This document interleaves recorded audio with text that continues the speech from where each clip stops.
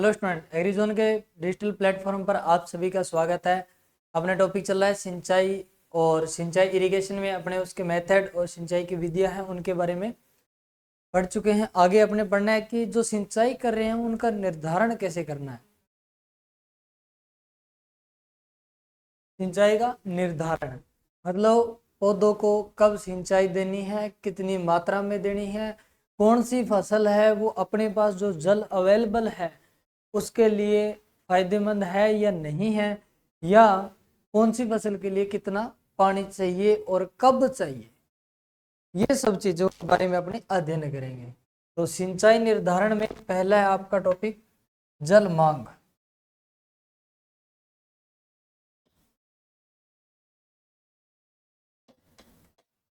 जल मांग या वाटर रिक्वायरमेंट।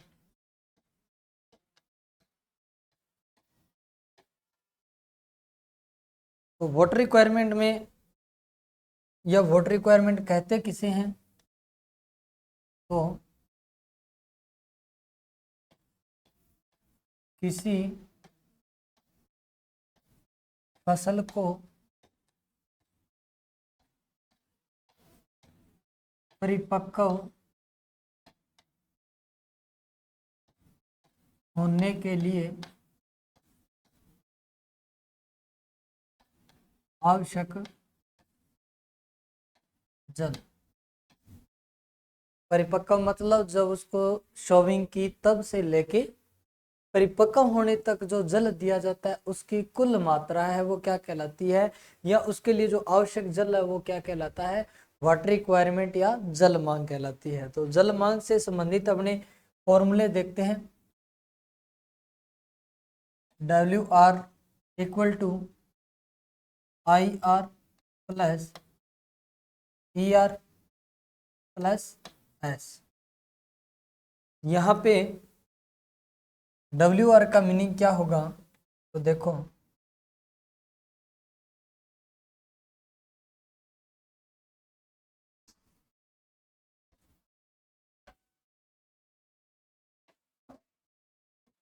WR क्या है, वाटर रिक्वायरमेंट या जल मांग।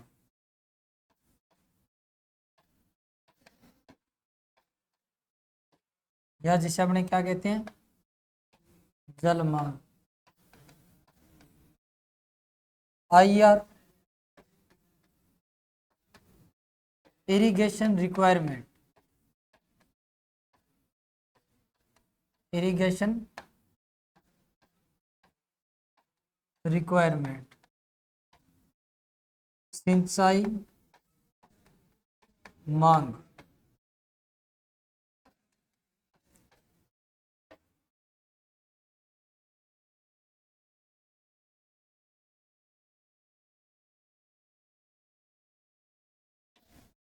आगे है ER जिसे अपने effective rain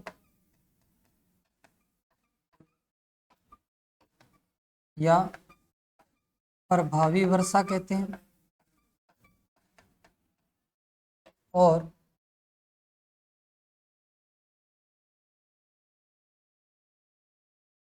S equal to soil water जिसे अपने मृदा जल कहते हैं। कि कुल जो जल की आवश्यकता है किसी फसल के लिए उसे अपने क्या कहते हैं, वाटर रिक्वायरमेंट या जल मांग। तो उसमें क्या ऐड होगा, एक तो अपने आर्टिफिशियली कृत्रिम रूप से जो जल दे रहे हैं जिसे अपने सिंचाई कहते हैं उसे किसे इंडिकेट करेंगे, IR या इरिगेशन रिक्वायरमेंट से। दूसरा इफेक्टिव रेन, अब अपने यदि बरसात हो रही है तो पानी कम देना पड़ेगा, मतलब इरिगेशन रिक्वायरमेंट कम हो जाएगी। तो इरिगेशन मतलब यहाँ पे क्या होगा, प्रभावी वर्षा, मतलब जो वर्षा हो रही है उसको द्वारा जो अपने दिया गया जल है उसको भी अपने ऐड करेंगे। दूसरा है S या जिसे हमने सोयल वाटर कहते हैं, मृदा जल, या अपने इसको भूमिगत जल भी कह सकते हैं। क्या कहते हैं, भूमिगत जल,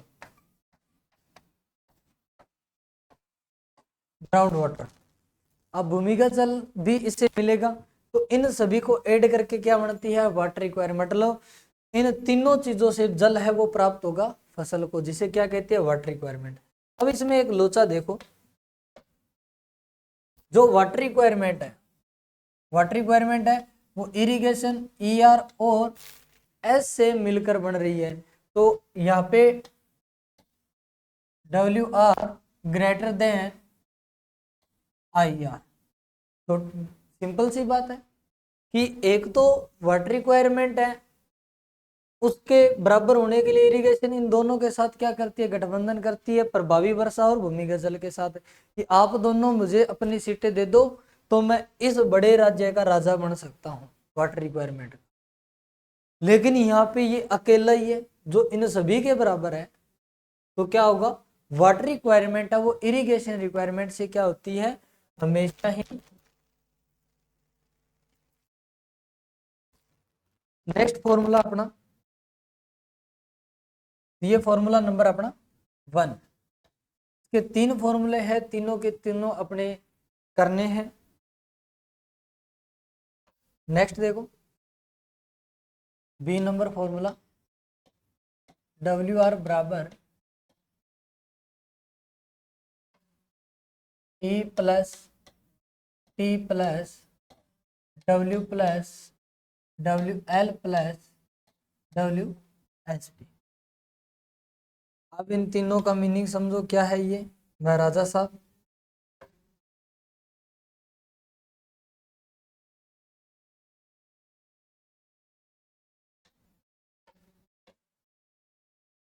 WR का आपको पहले भी बता चुका हूं, जल मांग या वाटर रिक्वायरमेंट। और E बराबर इवोपरेशन या जिसे अपने वाष्पीकरण कहते हैं, और T बराबर ट्रांसपिरेशन हो जाएगा जिसे अपने वाष्प उत्सर्जन कहते हैं।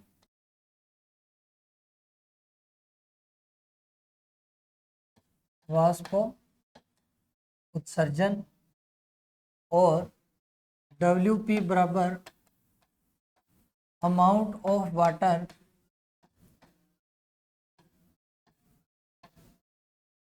यूज बाय प्लांट, कि पौधे के द्वारा उपयोग किया गया जल।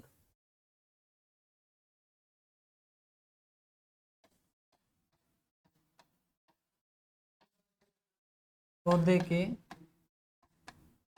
द्वारा उपयोग किए गए जल की मात्रा। इसी में आगे W, ये हो गया अपना WP। अब आगे है WL, जिसे अपने क्या कहते हैं, वाटर लॉस या जल हानि। और वाटर लॉस या जल हानि जब भी अपने सिंचाई करेंगे तो जल हानि है वो कितने प्रकार से होती है, तो ये भी आपको याद रखना है कि WP के अंदर क्या आएगा, WL के अंदर क्या आएगा, यह किसे कहते हैं। तो WP तो क्या है कि पौधे के द्वारा उपयोग किया गया जल, मतलब जो शुद्ध उत्पादन प्राप्त हो रहा है, शुद्ध पदार्थ बन रहा है अपने लिए पौधे से, वो क्या है, WP है। मतलब जो पौधा वास्तविक उपयोग करके जो प्रोडक्शन दे रहा है उसे अपने क्या कहेंगे, amount of water use by plant. Next WL, water loss जल हानि। पहले तो हमने रन ऑफ, मतलब जल का व्यर्थ बहना ही क्या है, रन ऑफ है। आपको पढ़ा चुका हूं जी परकोलेशन।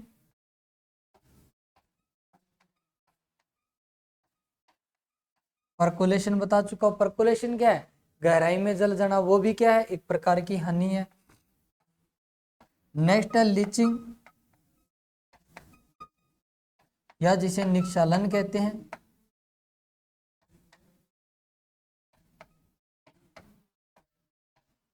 जिसे अपने क्या कहते हैं, निक्षालन, की पोषक तत्व या लवण है वो मृदा में जल के साथ बह रहे हैं तो लीचिंग होगा। तो ये अपना क्या है, जल के द्वारा होने वाली हानि है। तो जल वाट WL बराबर WSP। नेक्स्ट आपका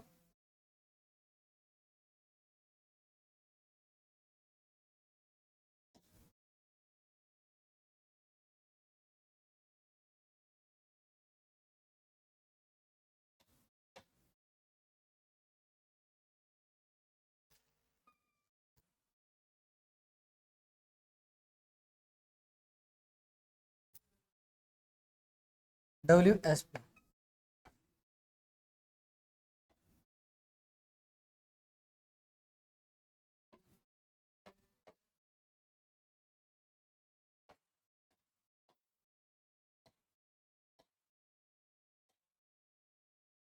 नेक्स्ट है WSP।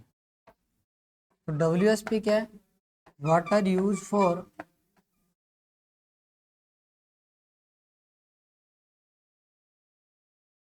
Special purpose.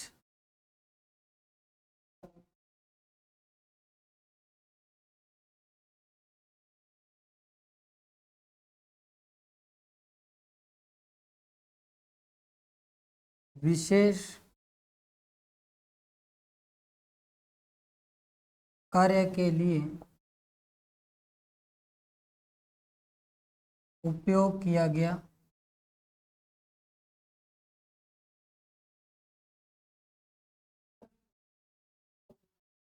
जल। अब स्पेशल पर्पज कौन कौन से रहेंगे? तो स्पेशल पर्पज में अपने पहले देखते हैं कि स्पेशल पर्पज अपने भूमि में क्या क्या करते हैं या फिर क्या होता है।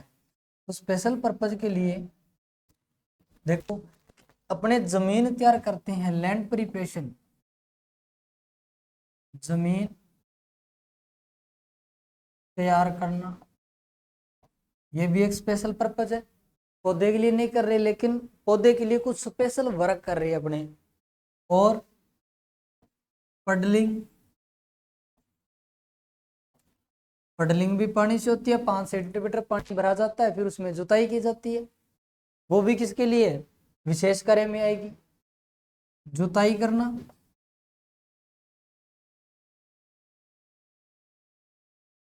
किसमें आएगा? प्लाविंग किस में आएगा? ये भी स्पेशल पर्पज में आएगा। एक आपको लिखवाई थी मैंने पैलियों, कि बुआई से पहले अपने जो सिंचाई करते हैं उसे क्या कहा जाता है? पैलियों कहा जाता है। तो अब ये पौधे के लिए स्पेशल नहीं की जा रही, तो सॉरी, पौधे के लिए स्पेशल की जा रही है, लेकिन पौधे के लिए अपने डायरेक्ट रूप में नहीं कर रहे हैं, इनडायरेक्ट रूप में कर रहे हैं। मतलब यदि जमीन तैयार कर रहे हैं, पानी लगाना होगा, क्योंकि पैलियो मतलब जिसे अपने सिंचाई पहले कहते हैं, या जुताई या पडलिंग है, सभी एक ही प्रकार की चीजें, लेकिन अलग अलग टर्म है। तो आपको याद रहना चाहिए कि ये बुआई से पहले अपने की जाती है, सीधी सी बात है, पानी लगाया जाता है, एक प्रकार की से भी क्या है? पैलियो है। तो अपने कर तो पौधे के लिए रहे।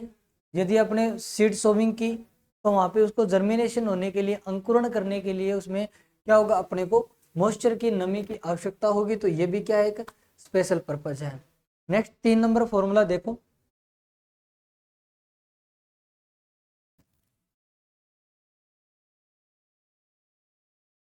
3 नंबर फॉर्मूला है वाटर रिक्वायरमेंट का, CU plus WL plus WSP। ये फॉर्मूला आपके जेट 2024 के एग्जाम में आ चुका है। तो अब इनके बारे में अपने देखें, तो उसमें और इस फॉर्मूले में कोई अंतर नहीं है। CU क्या है? इन तीनों को जोड़कर क्या बना दिया? CU बना दिया। बाकी सेम का सेम वैसा ही है। अब वो क्या है, इनके बारे में पढ़ते हैं। तो CU बराबर E plus T plus WP, किस में आ जाएगा? CU में। CU क्या है आपका? Consumption use.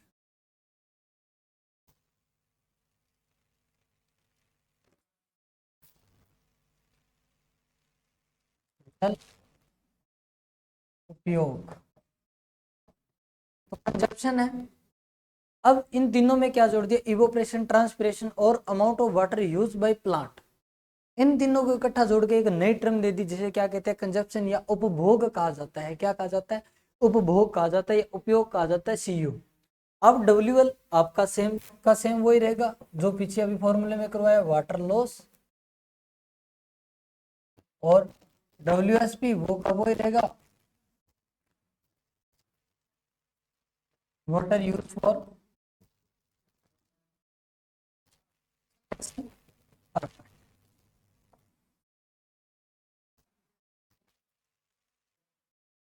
ये सब की सब चीजें सेम रहेगी। ये आपके 3 फॉर्मूले सिंचाई के व जल मांग के। तो देखो एक बार अपने दोबारा देख लेते हैं। पहला फॉर्मूला तो आपका सिंपल सा है, जिसमें अपने इरिगेशन रिक्वायरमेंट मतलब वास्तव में सिंचाई की मांग कितनी है वर्षा होने के बाद, और वो भूमिगत जल पानी काम कर ले रहा है, उसके बाद जो होती है वो IR होती है। तो IR plus ER plus S मतलब irrigation requirement plus effective rain plus soil water, ये आपका हो जाएगा सिंपल सा पहला फॉर्मूला। दूसरे के अंदर क्या जो के अंदर भोग हो रहा है अलग अलग चीजें, अब उसमें इसमें सीधा क्या किया गया, अपने सीधा पानी दे रहे हैं तो कितना दे रहे हैं, वो चीजें ऐड की गई पहले फॉर्मूले में कि अपने वास्तव में पानी कितना दे रहे हैं। अब उससे कितना ही लॉस हो रहा है, कितना ही पौधा काम में ले रहा है नहीं ले रहा, उससे कोई मतलब नहीं है यहाँ पे। लेकिन सेकंड फॉर्मूले में क्या किया, इसको एक बहुत व्याख्या सहित दे दिया कि पौधे में अलग अलग क्रिया होती है। यदि अपने पौधे को पानी दे रहे हैं या उसकी जो कितना वो यूज कर रहा है और किस किस काम में कर रहा है, अब उनको अपने गणना कर ले, उनको जोड़ ले, तो क्या हो जाएगा, अपने वाटर रिक्वायरमेंट निकल जाएगी कि पौधे हैं वो इतना वाष्पीकरण, इतना वाष्पोसर्जन, इतना शुष्क मटेरियल बनाता है, तो उनके लिए इतना पानी जरूरत होती है। तो ये इसके लिए पौधे के काम से कर लिए। तो इवोपरेशन ट्रांसपिरेशन प्लस जो शुष्क मैटर और वाटर लॉस और स्पेशल पर्पज के लिए, इन सभी को अपने जोड़ लिया कि किस प्रक्रिया में कितना पानी उपयोग होगा, वो भी क्या होगी, वाटर रिक्वायरमेंट ही होगी। नेक्स्ट आपकी इसमें क्या किया, इन तीनों को जोड़ दिया, सेम का सेम आपका सेकंड फॉर्मूला है उसी प्रकार है। इसमें क्या नाम दे दिया, CU नाम दे दिया। और ये क्वेश्चन आपके जो 2024 के पेपर में जेट में भी आ चुका है, अन्य एग्जाम में भी बहुत बार ये रिपीट हुआ क्वेश्चन है। ये अपने हो गए वाटर रिक्वायरमेंट के फॉर्मूलाज। अब अपने कुछ एग्जाम्पल देखते हैं। विभिन्न फसलों की जल मांग।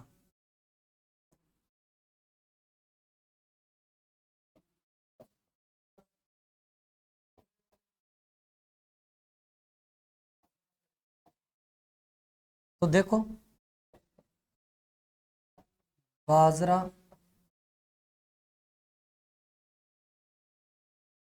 दलहन, गेहूं, गेहूं के साथ ज्वार। तो बाजरा की होती है जल मांग 250 mm, दलहन की 400 से 600 mm, गेहूं है ज्वार की 450 से 650 mm।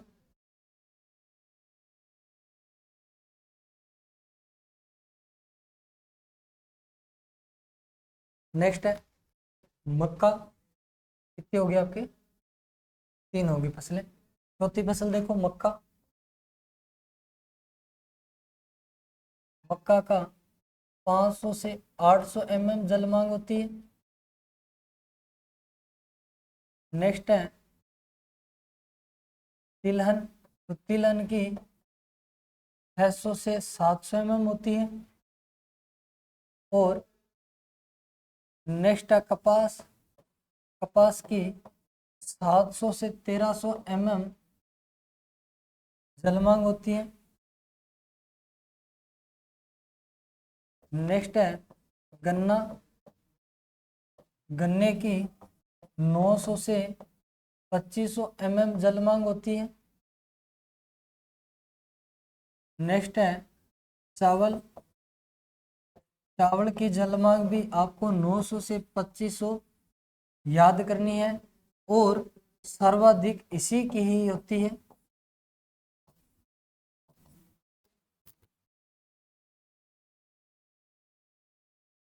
नेक्स्ट है आम, आम की 1000 से 1200 mm जल मांग। नेक्स्ट है केला, केले की 1200 से 2200, 1200 से 2200 mm होती है। अब सर यहाँ पे ऐसे है वो है, तो ये ज्यादा है तो कोई बात नहीं, लेकिन अपने को पूछा जाए कि शस्य फसलों में फिर कौन सी फसल, फल का नहीं फसल का पूछेगा, तो फसल में कौन आएगा, चावल आएगा। नेक्स्ट है सिट्रस फल, तो सिट्रस की 900 से 1200 mm। नेक्स्ट है अंगूर, अंगूर की 700 से 1200 mm। अंगूर के बाद आपका आ गया टमाटर, तो टमाटर की आपकी होगी 600 से 800 mm।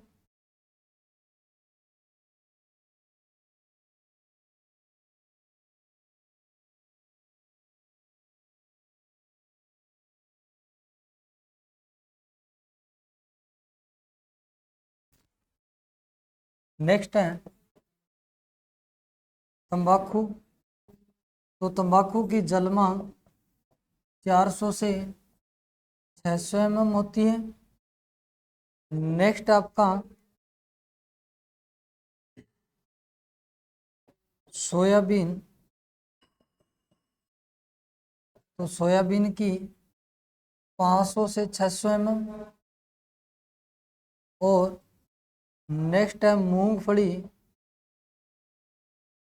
मूंगफली की 500 से 700 mm होती है।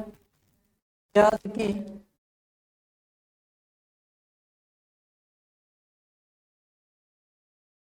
350 से 500 mm। नेक्स्ट है पत्ता गोभी, तो पत्ता गोभी की जलमांग भी 380 से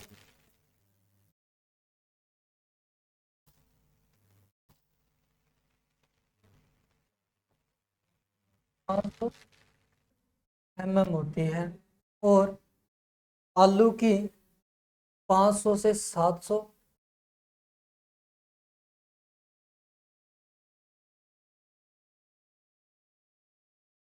mm जल मांग होती है। तो ये है अपने इम्पोर्टेंट उदाहरण जिनकी जल मांग है वो काफ़ी बार पूछी भी गई है और इनकी आपको याद भी होनी चाहिए, क्योंकि ये जल मांग है वो बहुत बार एग्जाम में आई हुई है। मिर्च की और लिख लो कितनी होगी, 19-20 अपने कर देते हैं। मिर्च, तो मिर्च की 600 से 700 mm जल मांग हो जाएगी। तो ये अपने विभिन्न फसलों की जल मांग जिनके बारे में काफी बार पूछा भी गया है, कपास का पूछा गया है, गन्ने का पूछा गया है, धान का पूछा गया है, गेहूं का पूछा गया है, दलहन के बारे में पूछा गया है। तो ये जल मांग आपको याद होनी चाहिए सीक्वेंस से या ट्रिक से, कैसे भी, लेकिन ट्रिक से याद करोगे तो यहां तक आपकी ट्रिक है वो लगभग सुटेबल हो जाएगी। यहां तक आपकी ट्रिक है वो सेट हो जाएगी, कोई दिक्कत नहीं है 8 फसलों तक तो। लेकिन आगे है फिर ये दिक्कत करती है, क्योंकि इनका सीक्वेंस है वो बिगड़ता जाता है और ट्रिक से आप याद करोगे तो उड़ जाओगे। तो इससे अच्छा बेस्ट आइडिया है कि आप इनको पहले याद करो, फिर इनको आप क्या करो, लिख लिख के देखो। कम से कम 5-7 बार लिख के देखोगे तो याद हो जाएगा, कोई प्रॉब्लम वाली बात नहीं है। याद होती है चीजें, ऐसी जरूरी नहीं है कि याद नहीं होती, तो याद भी हो जाएगी। नेक्स्ट देखो, ये अपनी होगी जल मांग। नेक्स्ट अपना टॉपिक है वाटर यूज एफिशिएंसी। सिंचाई निर्धारण के तरीके में क्या है, जल उपयोग दक्षता, वाटर यूज एफिशिएंसी, या फिर इसे WUE भी कहा जाता है। अब इनके ये कितने प्रकार की होती है, तो 2 प्रकार की है जी। पहली है फसल जल उपयोग दक्षता, मतलब क्रॉप वाटर यूज एफिशिएंसी। तो वाटर यूज एफिशिएंसी जो क्रॉप की है उसके लिए फॉर्मूला होगा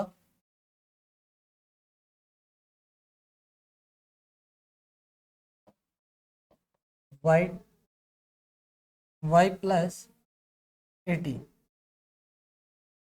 मतलब वाई से इल्ड या उपज, और 80 हो गया आपका वाष्पीकरण। वाष्पीकरण हो गया आपका। नेक्स्ट है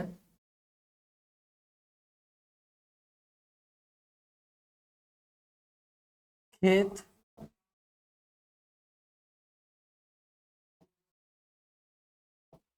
जल उपयोग दक्षता, फील्ड वाटर यूज एफिशिएंसी। अब वाटर यूज एफिशिएंसी अब अपने क्या खेत के लिए कर रहे हैं। अब पूरे खेत के लिए अपने वाटर रिक्वायरमेंट का आपने 2 नंबर और सारा फॉर्मूला देखा होगा। उसमें अपने जमीन में जो पानी है या उससे व्यर्थ बह रहा है या उसके द्वारा जो हानि हो रही है वो भी अपने ऐड करते हैं। तो यहाँ क्रॉप के लिए ओनली फॉर हानि होती है वो जो पानी ग्रहण करेगा, पौधा पानी ग्रहण करेगा, उससे वाष्पीकरण की क्रिया होगी और उससे उपज बने। बस दो ही चीज तो बन रही है अपने पास, और तो कुछ ही नहीं है। यहाँ पे क्या होगा, यूज एफिशिएंसी में क्या होगा, अपने फॉर्मूले के अनुसार, उस फॉर्मूले के अनुसार चले तो उपज तो हो रही है, लेकिन उसके अंदर पूरी क्या आएगी, वाटर रिक्वायरमेंट से जो आती है वो कर रहे वो चीजें ऐड की जाएगी। तो ये इसमें क्या हो जाएगा, उपज डिवाइडेड बाई जल मांग।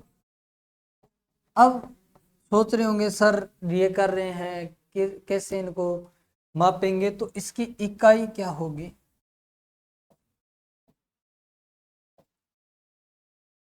किलोग्राम। किलोग्राम मतलब कि दोनों में उपज है, उपज है अपने किलोग्राम, क्विंटल टन में ही मापते हैं तो इसमें मापेंगे किलोग्राम में। और जमीन क्या हो जाएगी, हेक्टेयर में हो जाएगी, और पानी कितना एमएम है वो करेंगे। मतलब मान लो कि अपने 1 mm पानी दे रहे हैं 1 हेक्टेयर में, और उसमें 10 क्विंटल अपने को अनाज प्राप्त हो रहा है, तो क्या हो जाएगा अपने को 10 क्विंटल हो जाएगा, तो कितना किलोग्राम हो गया, 1000 किलोग्राम।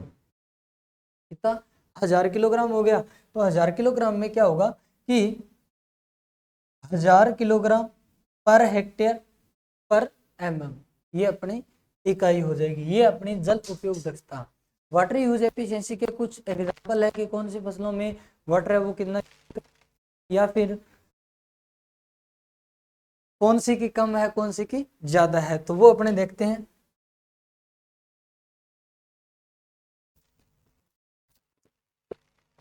यूज करना, चलो बाजार में जाएंगे,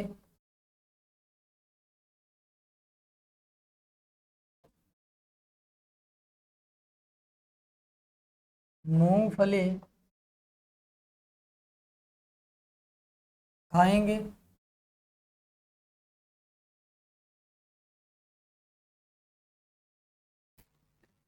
गेहूं रागी लाएंगे, गेहूं रागी लाएंगे। इनसे देखो कौन कौन से नाम बनेंगे, तो चलो से चावल, बाजार से बाजरा, मैं से इसी में मक्का हो जाएगा, और जाएंगे से ज्वार, और मूंगफली की आपकी मूंगफली आ जाएगी, और गेहूं का गेहूं, और रागी का रागी। अब इनकी जो जल दक्षता है वो कितनी होती है,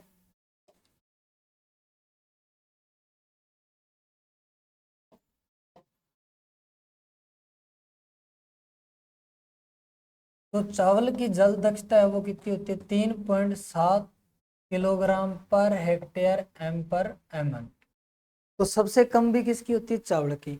बाजरा और मक्का, तो बाजरा और मक्का की कितनी हो जाएगी, 8 से 10, 8 से 10।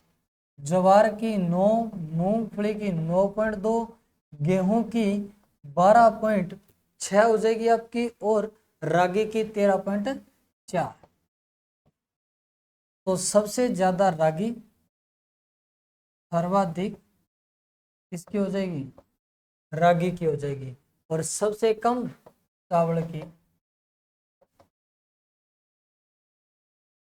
सबसे कम किसी को जी चावल की। ये आपकी जल दक्षता। तो जल दक्षता में आपको इनके बारे में जरूर याद रखना है कि कौन सी फसल की कितनी जल दक्षता है। नेक्स्ट अपने करते हैं क्रिटिकल स्टेज या क्रांतिक अवस्था। जल निर्धारण के मापन में अपने देखें कि क्या है क्रांतिक अवस्था।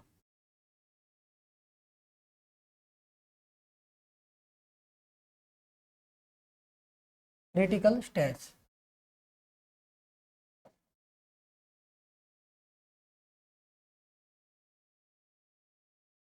क्रिटिकल स्टेज या जो क्रांतिक अवस्था क्या है कि फसल की या पौधे की वह अवस्था, पौधे की वह अवस्था जिस पर पौधे को जल अति आवश्यक होता है, अति आवश्यक होता है। आपने मूवी में कोई सॉन्ग में या फिर एक्सीडेंटल स्टोरी है वो देखी होगी, डॉक्टर आके कहता है सॉरी क्रिटिकल स्टेज है, हो सकता कुछ भी हो सकता है। तो वो क्रिटिकल स्टेज है क्या है कि व्यक्ति है वो बहुत सीरियस है, आईसीयू में, हो सकता है सही ट्रीटमेंट लगा उसको तो बच भी जाएगा, नहीं तो बस चिड़ भी खा जाएगा। ये ही सिचुएशन इनकी होती, मतलब इनको इस समय में ट्रीटमेंट है वो क्या है बहुत आवश्यक है, अच्छा ट्रीटमेंट आवश्यकता होती है। अच्छे ट्रीटमेंट की आवश्यकता मतलब इनको इस समय अपने को सिंचाई करनी ही करनी होगी, तभी ये अपनी फसल है वो ग्रो है वो कर पाएगी। तो ये होती है क्रिटिकल स्टेज। अपने कुछ फसलों की क्रिटिकल स्टेज देखते हैं। पहली देखो गेहूं, पहली है गेहूं। तो गेहूं की क्रिटिकल स्टेज के लिए आपको एक याद रखना है फॉर्मूला CTJ-FMD। एफएमडी तो आपने रोग पढ़ा होगा तो वो तो याद ही है, और इसके अलावा CTJ नाम याद रखना है। CTJ मतलब CRI स्टेज, टी से टिलरिंग मतलब कल्ले फूटना,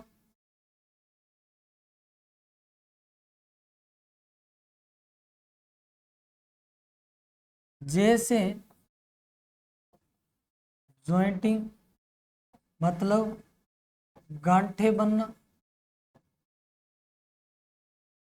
और F से फ्लोवरिंग मतलब फूल बनते समय या बुटिंग स्टेज कहते हैं, या क्या कहते हैं इसे बूटिंग स्टेज कहा जाता है। M से मिल्की स्टेज,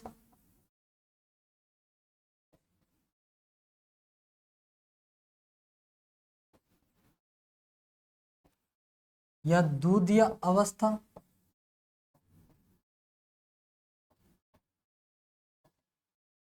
और D से हो जाएगा आपका डॉट स्टेज या डब स्टेज।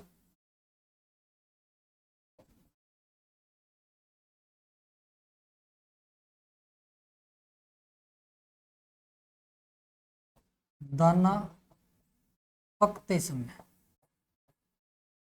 अब जो दाना भरते समय वो तो आपकी दूधिया अवस्था हो जाएगी, मतलब दाना है वो भर रहा है फुली मैच्योर हो रहा है। तो गेहूं क्या होती है कच्ची होती है, तो उसको चबाने से या फिर आपने कच्ची गेहूं जब भी आपने चबाई है तो ऐसा लगता है कि दूध जैसा, मतलब लिक्विड पदार्थ बन सकता है। तो उसे ही क्या कहते हैं दूधिया अवस्था है जो कच्चे गेहूं की है, मतलब उनमें दाने हैं वो कच्चे हैं तब की अवस्था है। तो जो सीआरए स्टेज है तो इनिशिएशन,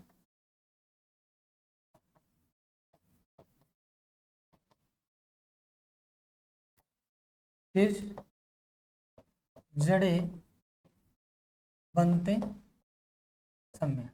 अब इनका कई बार दिन भी पूछा जाते हैं, बहुत बार इम्पोर्टेंट ये अपने क्रिटिकल स्टेज वेट की, क्योंकि बहुत से क्वेश्चन है, बहुत से एग्जाम में इनसे पूछे गए हैं। तो इनका पहला है जो गेहूं का 21 दिन पे आती है सीआर स्टेज, बुआई के 21 दिन बाद, और उसके बाद में 20-20 का गैप डालते हैं, तो 40 दिन, फिर 60 दिन, फिर 80 दिन, फिर 100 दिन, और फिर 120 दिन हो जाएगा।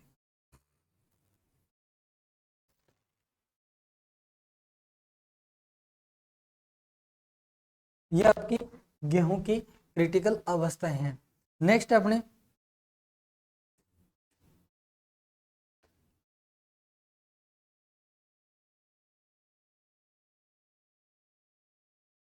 तो यह कर लेते हैं चावल। नेक्स्ट है बी नंबर क्रॉप अपने चावल। तो चावल में पहला पानी टिलरिंग और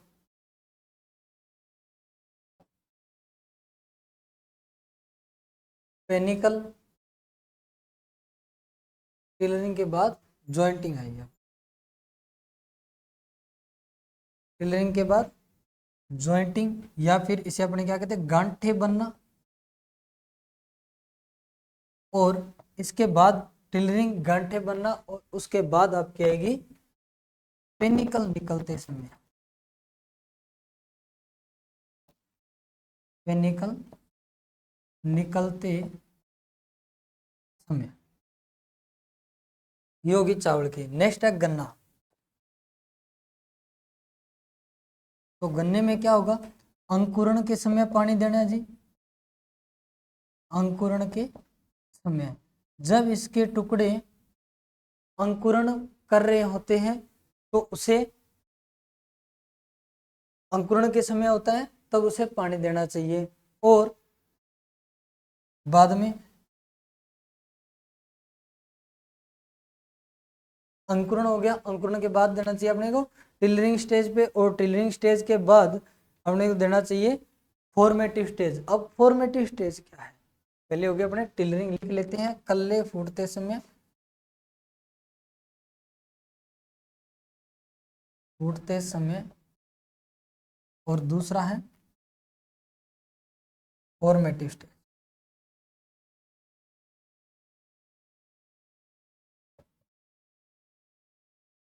अंकुरण हो गया, कल्ले निकल गए, उसके बाद में क्या स्टार्ट होगी, ग्रोथ।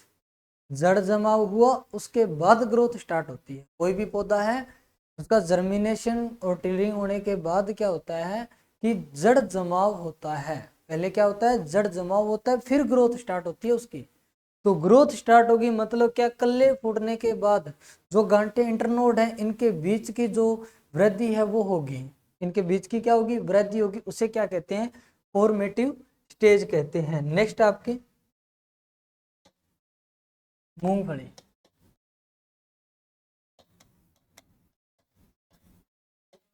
तो मूंगफली में क्या हो जाएगा, मूंगफली में पहली आपकी रहेगी फ्लोरिंग स्टेज, और उसके बाद पैकिंग, और उसके बाद पोड फॉर्मेशन। देखो पोड या लुमेंटम भी है, क्योंकि लुमेंटम है वो किसका प्रकार है, पोड का ही तो प्रकार है। मूंगफली में पहली हो जाएगी आपकी फूल आते समय,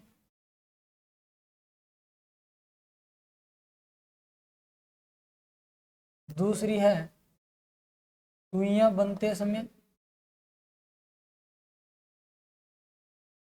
जिसे पेगिंग कहा जाता है, और बाद में है पोड बनते समय। आप पोड लिखो या लुमेंटम लिखो, कोई दिक्कत वाली बात नहीं है। दिक्कत तब आती है जब ऑप्शन में पोड और लुमेंटम दोनों दिया, तब आपका लुमेंटम सही होता है। क्योंकि जो लुमेंटम है वो पोड का ही एक प्रकार है। क्या है, पोड का ही एक प्रकार है, क्योंकि उसमें अपने क्या खाते हैं, एंडोकार्प पार्ट को खाते हैं, अपने एपिकार्प पार्ट को नहीं खाते। तो उसके लिए एक विशेष नाम दिया गया, जिसे क्या कहते हैं, लुमेंटम कहा जाता है। नेक्स्ट है दलहन। दलहन की दो ही क्रांतिक अवस्थाएं होगी। एक तो फूल आते समय और दूसरा पोट बनते समय।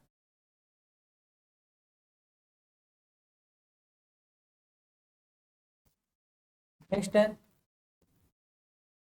तिलहन।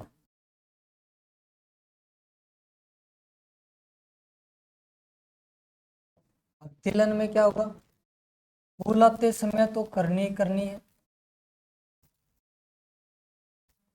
इसके अलावा तिलहन है तो उसको मॉइस्चर ज्यादा चाहिए, मतलब उसको नमी है तो ज्यादा आवश्यकता है, तेल बनाएगी। तो फूल आते समय के बाद अपने करेंगे दाना भरते समय और दाना पकते समय।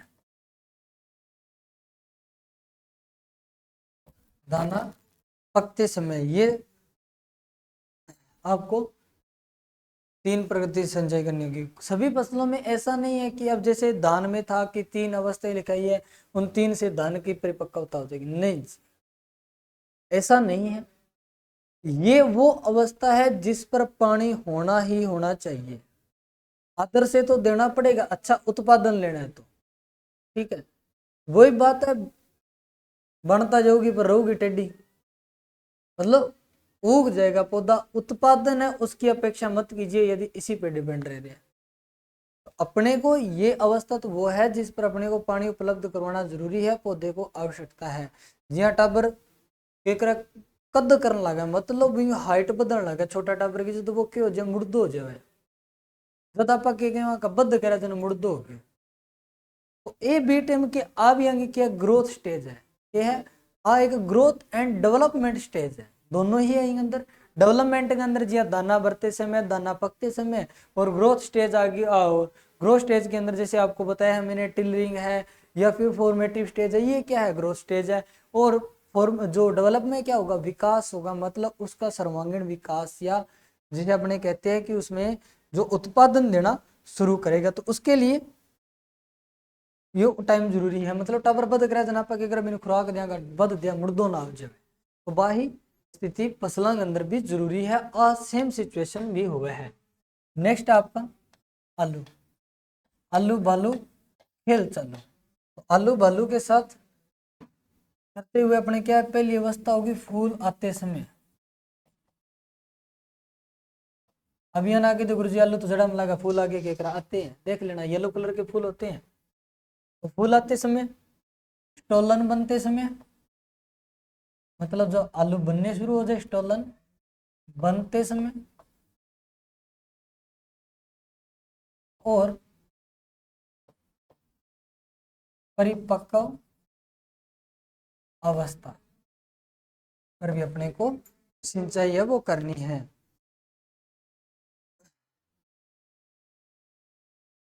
ये होगी अपने फसलों की क्रांतिक अवस्थाएं, जो आपको जरूरी है कि इनसे क्वेश्चन है वो डायरेक्ट पूछे जाते हैं। और एक अपनी हो रहेगी शायद एच मक्का, ये और कर लेते हैं। इससे आपको एग्जांपल से बताता हूँ कि कैसे क्वेश्चन आएगा। मक्का में पहले तो आता है टेसल भाग, तो अवस्था कौन सी होगी, टेसलिंग होगी, मतलब नर मंजरी। नर मंजरी। आपने एक टर्म जरूर सुनिए कि डी टेसलिंग। डी टेसलिंग आपको याद है, लेकिन मक्का में ये नहीं याद रहता कि टेसल है और सिल्क है, वो मादा कौन सा और नर कौन सा है।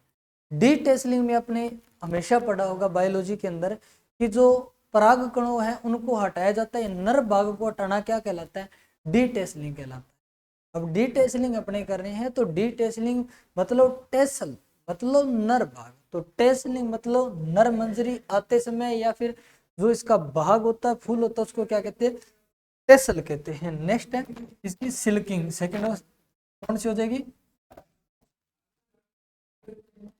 सिल्किंग, मतलब मादा मंजरी, मादा पुष्प आते में। अब क्वेश्चन आता है कि मक्का की कौन सी जो अवस्था है या क्रांतिक अवस्था वो महत्वपूर्ण अवस्था है, तो जैसे टेसलिंग और सिल्किंग। और गेहूं में पूछी जाए, गेहूं में पूछी जाती है कि गेहूं की इंपॉर्टेंट क्रांतिक अवस्था है तो कौन सी होती है, CRI। चावल में पूछी जाए तो चावल में कौन सी होती है, चावल में होगा टेलरिंग, कौन सी, टेलरिंग। और सॉरी टेलरिंग में पेनिकल, क्या पेनिकल। गन्ने में पूछी जाए तो गन्ने में क्या होगी आपकी अंकुरण के समय, नेक्स्ट अंकुरण के समय और कली के समय। और मूंगफली में पूछी जाए तो पैगिंग या सुइयां बनते समय। दलहन में पूछा जाए तो दलहन में फूल आते समय। तिलहन में पूछा जाए तो दाना बनते समय। आलू में तो आपका हो जाएगा स्टोलन बनते समय। और मक्का में दोनों ही महत्वपूर्ण होती है। ये नहीं पूछा जाता फलानती फलानिये की क्रांतिक अवस्था है कौन, ते सोचे बात चीज कौन पूछो और मैं फलानी फलानती की ये क्या है, फलानती है बा फलानिये की क्रांतिक अवस्था है कौन, ये नहीं पूछा जाएगा। पूछा क्या जाता है कि मक्का की महत्वपूर्ण क्रांतिक अवस्था कौन सी है, तो कौन सी रहेगी, टैसलिंग और सिल्किंग दोनों। तो ये आपकी क्रांतिक अवस्थाएं विभिन्न फसलों की। तो ये अपने प्लांट इंडिकेटर मतलब पौधों से अपने कैसे प्राप्त तो सॉरी पता लगा सकते हैं कि कौन सी विधि है वो किसके लिए और कितना पानी अपने को लगाना है। नेक्स्ट आपका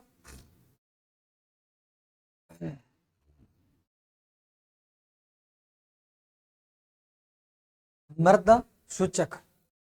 नेक्स्ट टॉपिक अपना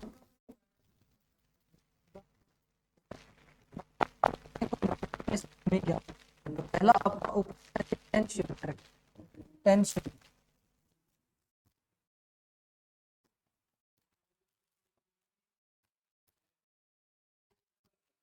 क्या है, टेंशियोमीटर। तो टेंशियोमीटर एक मृदा है तनाव को मापता है और दूसरा मृदा नमी को मापता है। और ये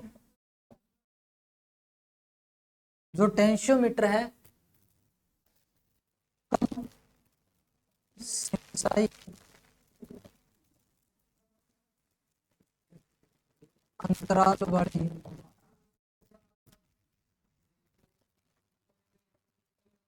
फसलों में आवश्यक उपयोगी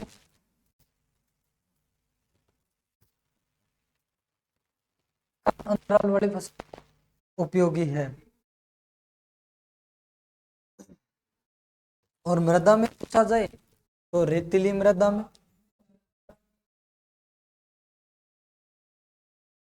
रेतीली मृदा में उपयोगी।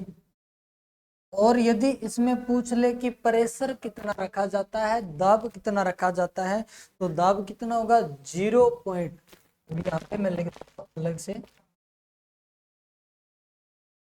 दाब वो कितना रखा जाएगा 0.85 ATM मतलब एटमॉस्फेरिक प्रेशर 0.85 रखा जाता है। ये हो गया आपके टेंशियोमीटर।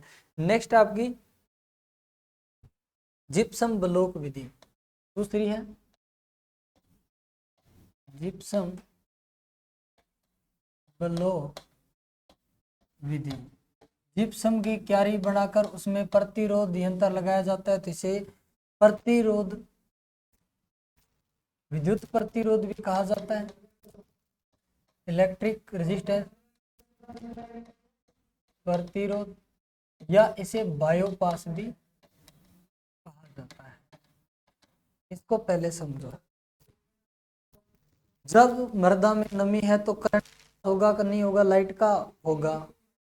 और जब नहीं उसमें नमी हो जाएगी तो करंट पास नहीं होगा। 10वीं क्लास में पढ़ा होगा कि जो विद्युत प्रवाह के जो प्रवाह को विरोध करता है उसे क्या कहते हैं, विद्युत प्रतिरोध कहते हैं, जिसको आपने आर से शो किया था। इसे आर से शो किया था कि विद्युत प्रतिरोध वो क्या करता है, विद्युत धारा के प्रवाह का विरोध करता है। अब यहाँ पे क्या होगा कि जिप्सम ब्लॉक में विद्युत प्रतिरोध यंत्र का उपयोग किया जाता है, किसका, विद्युत प्रतिरोध यंत्र का। विद्युत प्रतिरोध यंत्र में क्या काम करेगा, जब इसमें नमी कम होगी तो विद्युत प्रतिरोध बढ़ जाएगा। विद्युत प्रतिरोध बढ़ जाएगा मतलब नमी है नहीं, लाइट पास होगा नहीं, तो लाइट पास नहीं होगा तो क्या होगा, विद्युत प्रतिरोध बढ़ेगा। ये होती है आपकी जिप्सम ब्लॉक विधि। अब जिप्सम ब्लॉक विधि है वो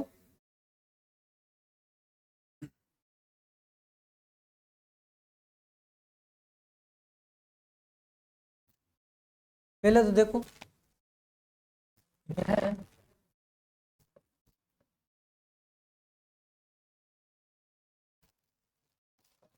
अधिक सिंचाई अंतराल वाली फसलों में उपयोगी है।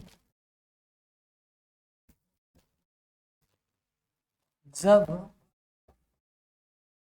नमी की कमी होगी तो विद्युत प्रतिरोध बढ़ जाता है। विद्युत प्रतिरोध बढ़ जाता है और यह लवणीय मृदा के उपयोगी नहीं है, उपयोगी नहीं है। इसमें जो वो कितना रखा जाता है 1 से 15 ATM, 1 से 15 ATM रखा जाता है।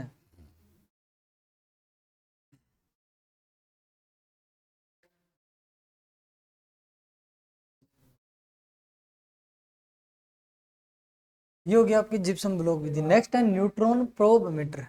है neutron probe meter. Neutron probe है यह नमी ज्ञात करने की सबसे तेज विधि है।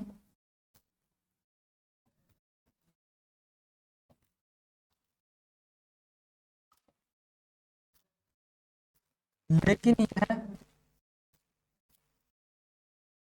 मनुष्य के स्वास्थ्य के लिए हानिकारक होती है। क्या होती है? हानिकारक होती है। हानिकारक क्यों होती है? क्योंकि इसमें दो रेडियो एक्टिव तत्व पाए जाते हैं। क्या पाए जाते हैं? दो रेडियो एक्टिव तत्व पाए जाते हैं। वो कौन कौन से? एक तो अमेरिकियम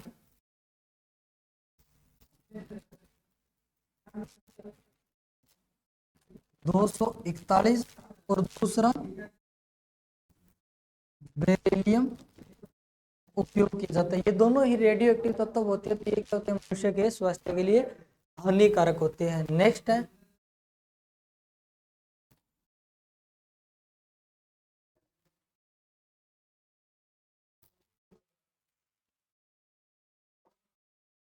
मेम्ब्रेन प्रेशर अपार्ट्स प्लेट। इसमें क्या होता है कि एक ऐसे कह सकते हैं कि प्लेट होती है, छिद्रित प्लेट होती है। अब इस प्लेट से याद रखना क्या होती है? छिद्रित प्लेट होती है। अब मतलब एक प्रकार की वो क्या होगी? झिल्ली होगी। अब उसमें क्या किया जाता है? प्रेशर होता है। अब ये यूज कैसे की जाती है? तो यूज ओनली फॉर की जाती है लेबोरेटरी में, प्रयोगशाला में उपयोग की जाती है। वहां पे अपने सॉइल सैंपल देते हैं और वहां पे वो प्रेशर से क्या करते हैं? उन छिद्रों से नमी ज्ञात की जाती है। तो ये कहाँ होती है? प्रयोगशाला में उपयोग होती है। अब प्रयोगशाला में उपयोग होती है तो अपने को सॉइल सैंपल जरूरत होगी। Soil sample required. Soil sample की अपने को आवश्यकता होती है। तो सॉइल सैंपलिंग किस विधि के लिए काम में ली जाती है? तो पहली तो आपकी मेम्ब्रेन प्लेट अपार्ट्स प्लेट की लेबोरेटरी में लेके जाएंगे तो सैंपल बहुत जरूरी है, क्योंकि आया नहीं है लेकिन पूछा जा सकता है, भविष्य की यह संभावना है, क्योंकि इनसे ये क्वेश्चन कभी आया नहीं है। दूसरा एक होती है आपकी गुरुत्व विधि। गुरुत्व या भारात्मक विधि।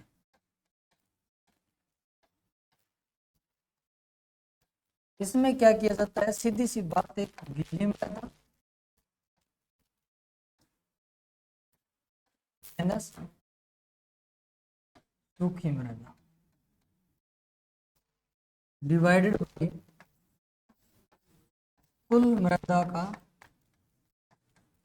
भार इंटू 100। तो यहाँ पे भी अपने को क्या रहेगी, सोयल सैंपलिंग की आवश्यकता रहेगी। तो सोयल सैंपल दो विधियों में यूज किए जाते हैं, कौन कौन सी, एक तो मेम्ब्रेन प्रेशर अपार्ट प्लेट और दूसरी भारात्मक विधि। क्योंकि प्रयोगशाला में जो उपयोग कर रहे हैं तो प्रयोगशाला खेत में थोड़ी लेके जाएंगे, खेत का एक सैंपल लेके जाएंगे। तो इसमें भी क्या आवश्यकता पड़ती है, सोयल सैंपल की आवश्यकता होगी। तो ये अपनी मृदा सूचकांक और पादप सूचकांक की विधि हमने पढ़ ली। नेक्स्ट अपने पढ़ेंगे नेक्स्ट पार्ट में। तो थैंक्स फॉर वाचिंग, बने रहिए एग्रीजोन बीकानेर के साथ। और हमारा कोर्स जो अभी चल रहा है, इसकी नेक्स्ट क्लास आप देखने के लिए हमारे कोर्स परचेज कर रखा है तो आपने बहुत अच्छी बात है। और नहीं तो अपना गूगल प्ले स्टोर से एग्रीजोन क्लासेज आप प्ले स्टोर से डाउनलोड करके एप्लीकेशन, वहाँ से आप कोर्सेज है वो परचेज कर सकते हैं। एग्रीकल्चर से कंपटीशन से रिलेटेड प्रत्येक कोर्स हमारी एप्लीकेशन पर अवेलेबल है। तो बने रहिए एग्रीजोन बीकानेर के साथ। Thank you.